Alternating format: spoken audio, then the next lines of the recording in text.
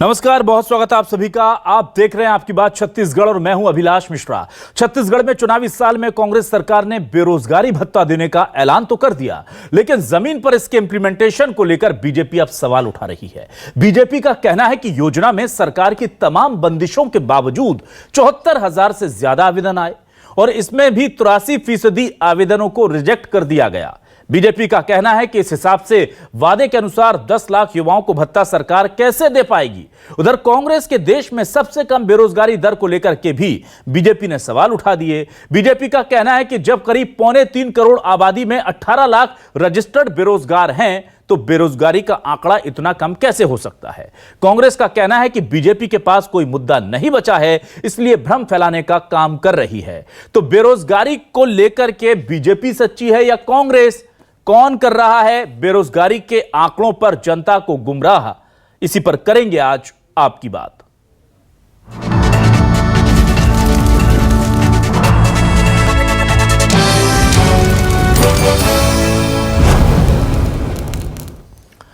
और आइए आपको सुनाते हैं बीजेपी से पूर्व मंत्री चंद्रशेखर साहू क्या कह रहे हैं इस मामले को लेकर। बेरोजगारी के मामले पर सरकार के पास जो आंकड़े हैं उसी में ही बहुत सारे एक प्रकार से विसंगतियां हैं। विधानसभा में आकर जो आया, बाद में जो कह रहे हैं, सीधे तौर पे बेरोजगारी भत्ता बेरोजगारों को मिलना चाहिए, इस विषय पर लेकर आज भी जो बेरोजगार हैं उनके साथ तो कहीं न कहीं छल हुआ ऐसा लगता है। और आइए अब देखते हैं हमारे क्या है आज के सवाल। आपको सवाल दिखाते हैं और फिर इसे आगे बढ़ाएंगे। हमारे सवाल आज के ये रहे। बेरोजगारी भत्ते पर असमंजस भारी, 10 लाख युवाओं को पैसे देने की तैयारी। बीजेपी बोली 83% आवेदकों को इनकार, सिर्फ चुनावी झुंझुना दे रही है सरकार।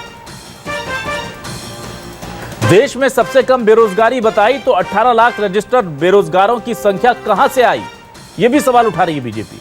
छत्तीसगढ़ में बेरोजगारी पर सियासत भारी, भत्ते से क्या सत्ता तक पहुंचने की है तैयारी।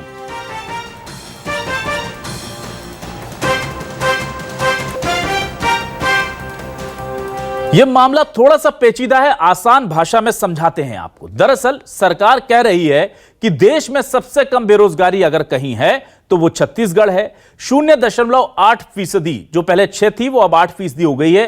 0.8% के आसपास बेरोजगारी दर है पूरे देश में। सबसे कम छत्तीसगढ़ की सीएमआई के आंकड़े दिए जा रहे हैं, जो कि एक संस्था है, स्वतंत्र संस्था है, लेकिन उसके आंकड़ों पर लोग यकीन करते हैं। राज्य सरकारें उसका हवाला देती रही हैं, ऐसा नहीं है कि सिर्फ भूपेश बघेल सरकार यह हवाला दे रही है।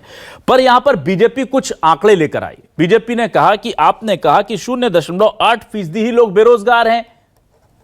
अगर ऐसा है तो फिर 18 लाख लोग रजिस्टर्ड कैसे हैं? बेरोजगारी के नाम पर रजिस्टर्ड बेरोजगार जो हैं, जो नौकरी पाने के लिए जिला पंजीयन कार्यालय में जिन्होंने अपना नामांकन दाखिल किया है, यह आंकड़ा तो मेल नहीं खाता। इस हिसाब से तो बेरोजगारों की दर बहुत ज्यादा होनी चाहिए। तो एक तरफ विधानसभा में सरकार कहती है कि हमारे पास रजिस्टर्ड बेरोजगारों की संख्या 18 लाख है, और दूसरी तरफ कहती है कि हमारे यहां बेरोजगार कुल 0.8% हैं। ये दोनों आंकड़े अपने आप में विरोधाभासी हैं। या तो यह सही हो सकता है या यह सही हो सकता है, दोनों एक साथ सही नहीं हो सकते। और अच्छी बात यह है, खास बात यह है इसमें कि एक सदन के अंदर सरकार कहती है और एक चीज को सदन के बाहर वो कोट करती है। इसी को लेकर के लगातार बीजेपी सवाल उठा रही है। बात यह भी कही जा रही है कि रजिस्टर्ड बेरोजगारों को बेरोजगारी भत्ता देने के लिए जो नियम कायदे बनाए गए हैं वो इतने कठिन हैं कि करीब 83% युवकों को यह कह दिया गया कि आप इस पूरे ब्रैकेट में आते ही नहीं, आपको हम बेरोजगारी भत्ता देंगे नहीं। यह आरोप भी बीजेपी लगा रही है। अब इस पर बातचीत करने के लिए मेरे साथ कुछ खास मेहमान जुड़े हैं। मेरे साथ हैं आज रवि भगत साहब, प्रदेश अध्यक्ष हैं भारतीय जनता युवा मोर्चा के। रवि जी, बहुत स्वागत करता हूं आपका। और मेरे साथ संजीव शुक्ला जी हैं, प्रवक्ता युवा कांग्रेस के। बहुत बहुत स्वागत करता हूं संजीव जी आपका। साथ ही साथ उचित शर्मा जी भी मेरे साथ जुड़ चुके हैं, वरिष्ठ पत्रकार। Uchit ji, welcome to my show sir. सबसे पहले मैं संजीव जी आपके पास आता हूं। संजीव जी, ये दो आंकड़े कैसे सही साबित हो सकते हैं? देखिए, मेरे दर्शकों को बहुत ज्यादा गणित में मैं नहीं उलझाऊंगा, लेकिन 0.8% आप कह रहे हैं बेरोजगारी दर है। यह विधानसभा के बाहर आप कह रहे हैं सीएमआई का आंकड़ा का हवाला देकर, और विधानसभा के अंदर पटल पर यह जानकारी दी गई कि 18 लाख रजिस्टर्ड बेरोजगार प्रदेश में हैं। क्या सही माने हम? आपके चैनल के माध्यम से सभी व्यूअर्स को नमस्कार।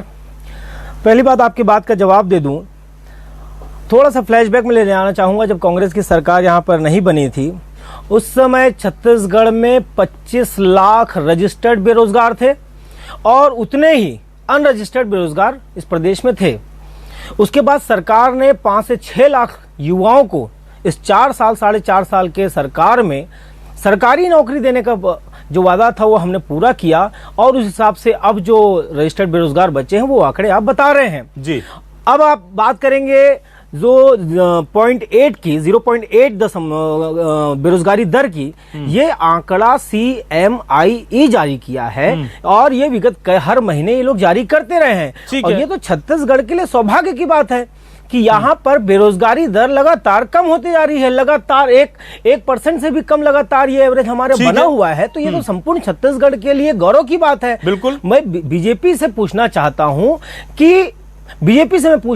हूं कि यदि आपको CMIE के आंकड़ों पर भरोसा नहीं है तो आपकी जो नीति आयोग है वो जो आंकड़े बेरोजगारी दर का आंकड़ा जारी करने का जिनके पास काम दिया गया था, आजादी के बाद पहली सरकार ये नरेंद्र मोदी जी की सरकार आई है जिसकी सरकार में नीति आयोग ने बेरोजगारी के आंकड़े ही जारी करना बंद कर दिए। ठीक है, क्योंकि अगर बेरोजगारी के आंकड़े नीति आयोग के द्वारा जारी होते तो इनका पर्दाफाश हो जाता, क्योंकि आज बेरोजगारी दर अपने चरम स्थान पर है। और मैं आपको 1 मिनट 10 सेकंड और लेना चाहूंगा। 2018 में 1 मिनट 10 सेकंड 2018 में जब कोरोना आया भी नहीं था तब NCRB ने एक रिपोर्ट अपनी बनाई और उसने बताया कि 36,000 युवाओं ने आत्महत्या कर ली इस देश में। और बकायदा NCRB ने उसमें रीजनिंग दी कि बेरोजगारी के चलते इन युवाओं ने इस प्रदेश देश में 36,000 युवाओं ने आत्महत्या कर ली। भले दिखाई ना दे पर होता जरूर है। आत्महत्या करने वालों को भी कातिल होता कोई ना कोई जरूर है। ये आत्महत्या किसने करवाई? संजीव जी प्लीज, संजीव जी, हम कोरोना तक पहुंच गए, आपने सारी बातें कर ली, मैं सब स्वीकार भी कर लेता हूं। मैंने आपसे एक बहुत छोटा सवाल पूछा था कि आपके 18 लाख बेरोजगार रजिस्टर्ड हैं, विधानसभा में दी गई जानकारी को मैं सही मानूं या CMIE के आंकड़ों को सही मानूं? आप किसको सही मानते हैं? इनमें से एक तो कोई गलत है। मेरा सीधा सा सवाल है, आपको क्या लगता है कहां गफलत हो रही है? बिल्कुल, आपकी दो बातें दो अलग अलग विषयों पर हैं।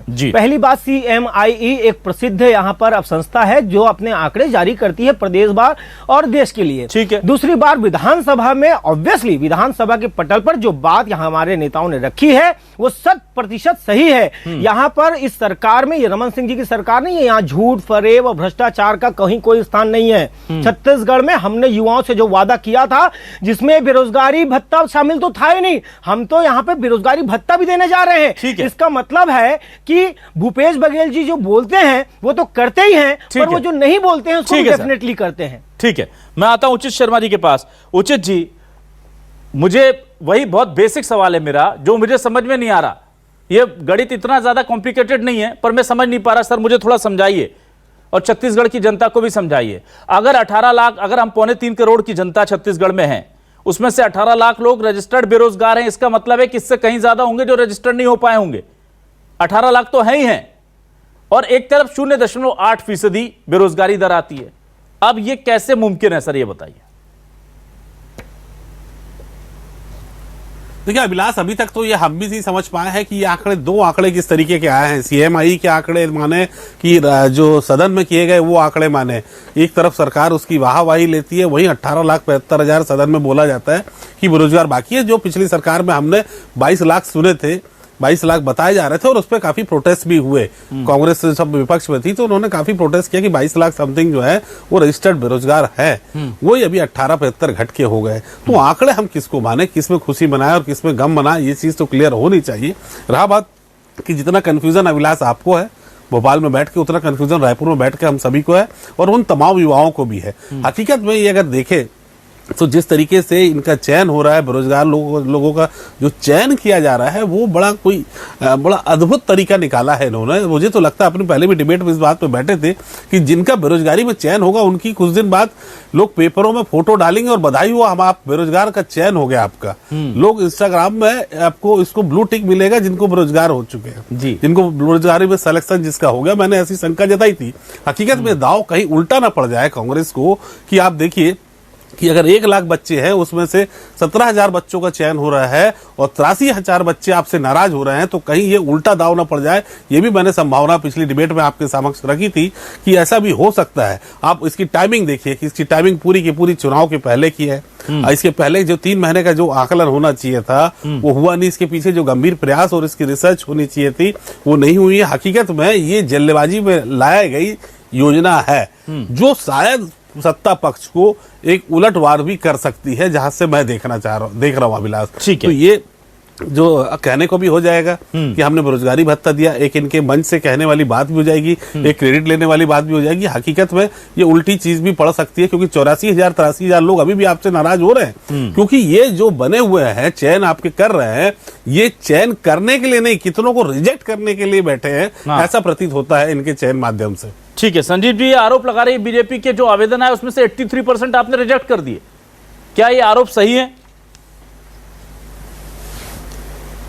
सर देखिए, हर जिले में 9 सदस्यीय कमेटी बनी हुई है स्क्रूटनी करने के लिए। सरकार ने कुछ नियम कायदे बनाए हुए हैं और उस नियम कायदे के अंतर्गत जो लोग उपयुक्त होंगे, जो लोग एलिजिबल होंगे, उनको सरकार बेरोजगारी भत्ता देने का जो वादा है वो पूरा करेगी।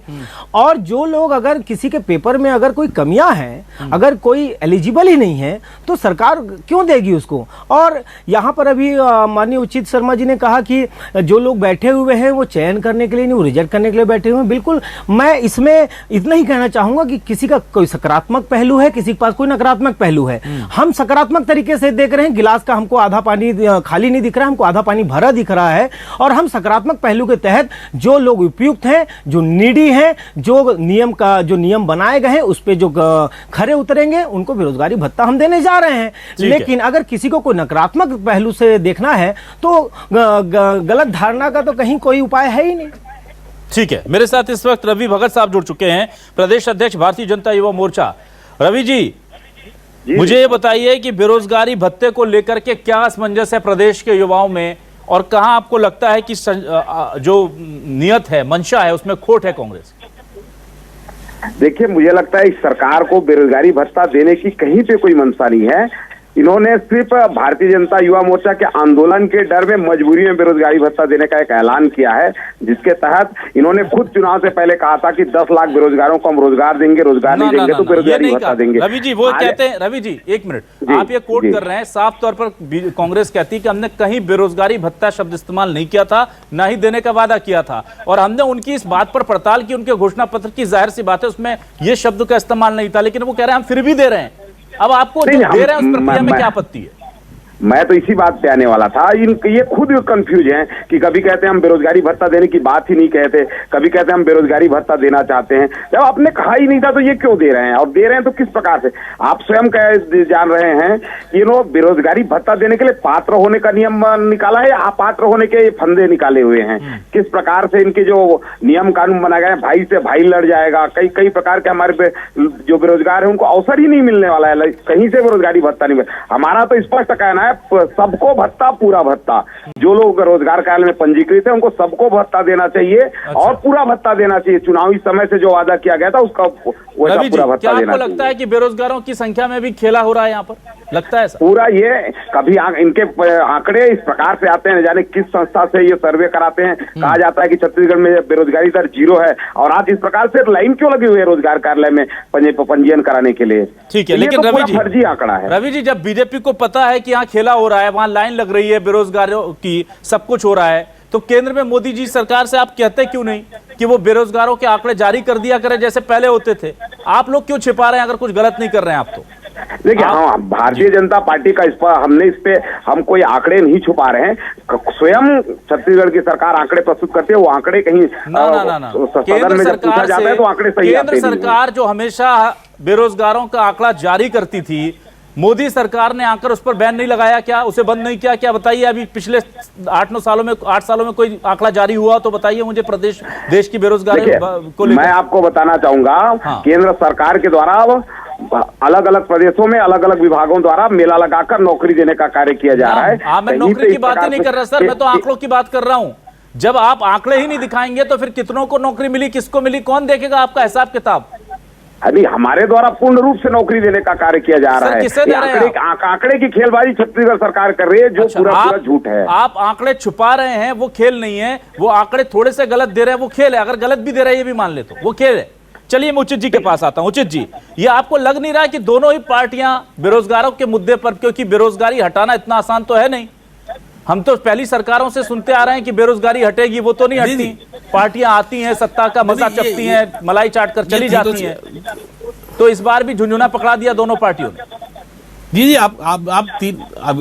अभिलाष जी, ये तीनों चीज का जवाब नहीं दे पाएंगे नेता, जितने भी नेता हैं।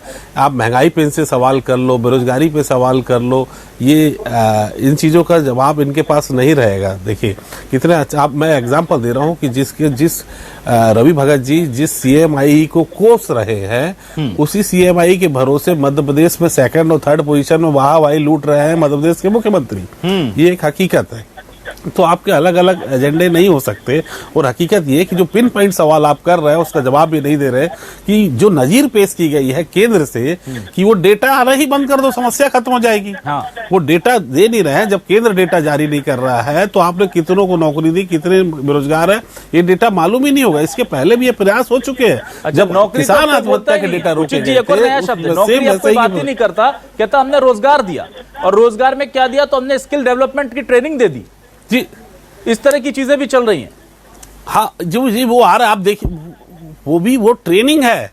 आप मैं फिर कह रहा हूँ कि स्किल डेवलपमेंट DDU KKY योजना जो है वो आप ट्रेनिंग दे रहे हैं और उनको रोजगार नहीं दे रहे हैं। तो ट्रेनिंग को क्या हम रोजगार मान लें कि आपने जितने इलेक्ट्रीशियन, जितने वेल्डर, जितने आप कंपाउंडर, जितने नर्सें आप तैयार कर रहे हैं, क्या हम उसको रोजगार मान लें? अगर वो रोजगार आंकड़ा है तो मुझे लगता है कि युवाओं से ज्यादा तो आप नौकरी दे चुके हैं, क्योंकि इतनी बड़े बड़े DDU KKY योजना चल रही है, हजारों बच्चे उसमें पढ़ रहे हैं, लेकिन लाभ किसी को हम ट्रेनिंग दे रहे हैं, आधी अधूरी ऑनलाइन ट्रेनिंग दे रहे हैं, ठीक है, हो सकता है, लेकिन मैं इसको मानता हूं। लेकिन नौकरियां उस स्तर की जो डेवलप होनी चाहिए, जो रोजगार के सृजन होने चाहिए, उस तरीके से हो नहीं पा रहे हैं, ना केंद्र में भी नहीं है। और केंद्र तो इनसे बड़े वाले हैं। मैं कहूंगा कि केंद्र में तो आंकड़े ही देना बंद कर दिया कि ना रहेगा बांस, ना बजेगी बांसुरी। कोई सवाल लेके विपक्ष सवाल भी नहीं खड़े कर सकता कि एक्चुअल विपक्ष और संजीव जी CMI ने कम से कम डेटा तो दिया। हाँ, लेकिन संजीव जी उधर आंकड़े नहीं दिए जा रहे और आप आंकड़े ही ऐसे दे रहे हो कि हम यकीन नहीं कर पा रहे कि इस पे यकीन करें या उस पे।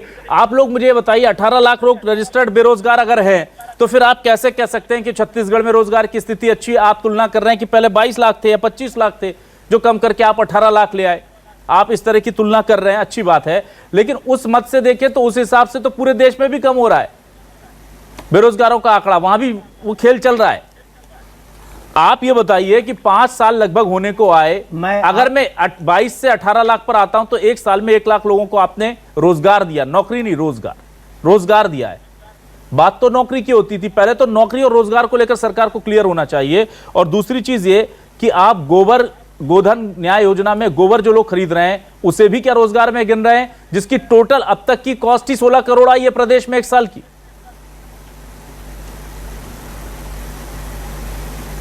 मैं थोड़ा सा यहाँ पर जानकारी को दुरुस्त कर दूं कि पहली बात, जिसको आप रोजगार बोल रहे हैं तो हम तो डंके की चोट पे बोल रहे हैं कि 5 लाख युवाओं को हमने नौकरी दी है, बकायदा सरकारी नौकरी दी है। और रोजगार मुहैया कराने के लिए जितनी भूपेश बघेल जी की योजनाएं हैं उस पर त्वरित काम चल रहे हैं, उसमें भी लोग रोजगार पा रहे हैं। आप ही के चैनल में एक बार मैं शायद आया था और वहां पर जिस गोबर का उपहास इनके पूर्व मंत्री कर चुके हैं, वो गोबर बेचकर एक युवा ने बाइक खरीदा और वो मुख्यमंत्री जी से मिलने के लिए बड़ा आगंतुक था और मुख्यमंत्री जी उससे मिले और बकायदा उनको शुभकामनाएं दी। लेकिन बात यहाँ पर यह है, अभी भाजयुमो के अध्यक्ष कह रहे थे कि आंकड़े कर रहे हैं। अरे आंकड़े आप सूपा बोले तो बोले, चलनी भी बोले छेद है। आप आजादी के बाद पहली सरकार ऐसी हमने यहां पर देखी जिसने अपने आंकड़े जारी करना ही बंद कर दिए। क्यों जारी करना बंद कर दिए? उसका रीजन है क्योंकि युवाओं को इन्होंने वादा किया था कि हम अपनी सरकार बनाएंगे, मोदी जी की सरकार में आएंगे और 2 करोड़ रोजगार हर वर्ष हम युवाओं को देंगे। लेकिन उस बात का क्या हुआ, कहीं इसके बारे में लोगों को पता न चल जाए, इसलिए इनके लोगों ने आंकड़ा जारी करना ही सरकार के दायरे से बंद कर दिया।